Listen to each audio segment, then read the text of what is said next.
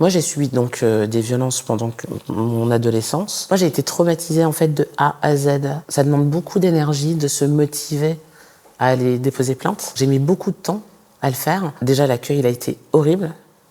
L'accueil physique dans ce commissariat, il a été horrible. Je me rappelle d'arriver comme ça et de dire que je venais déposer plainte. Et en fait, j'avais l'impression que je dérangeais. Et en plus, c'était dans le hall et il y avait plein de monde. Et elle parlait hyper fort, la policière. Et je me rappelle de chuchoter, de dire je viens déposer plainte pour des violences sexuelles.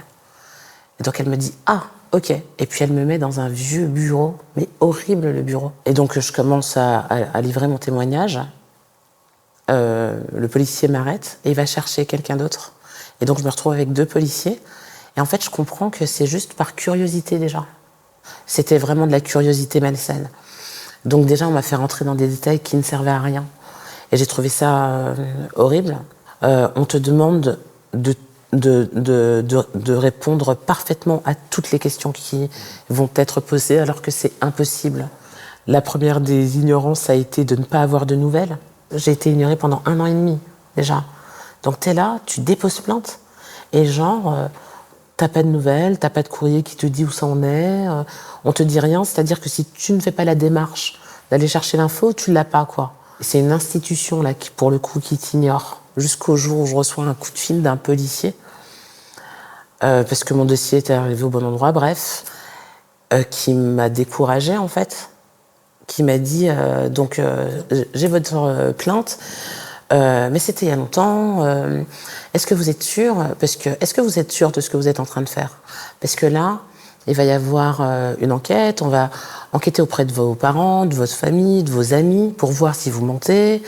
C'est quelque chose de très lourd. Et si ce que vous racontez, c'est vraiment vrai, est-ce que vous êtes prête ? Ça va être médiatisé, machin. Et il me fait flipper, mais il me fait comprendre que le mieux, c'est que je retire ma plainte. Et c'est ce que je fais. En fait, il me fait tellement flipper que je me rappelle de dire non mais c'est bon, comment on fait, j'y vais pas, quoi, je le fais pas.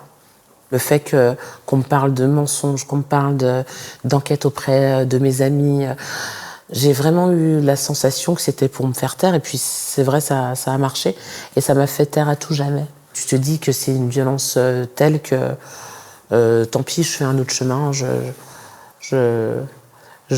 combats autrement et je me reconstruis autrement qu'en passant par la justice, quoi. Et la chose la plus traumatisante, je pense, quand on subit des violences, c'est la solitude. On se sent seul, quoi. 94% des plaintes pour viol sont classées sans suite. La parole des femmes ne peut plus être ignorée. Contre l'indifférence, vos dons font la différence. Donnez sur fondationdesfemmes.org.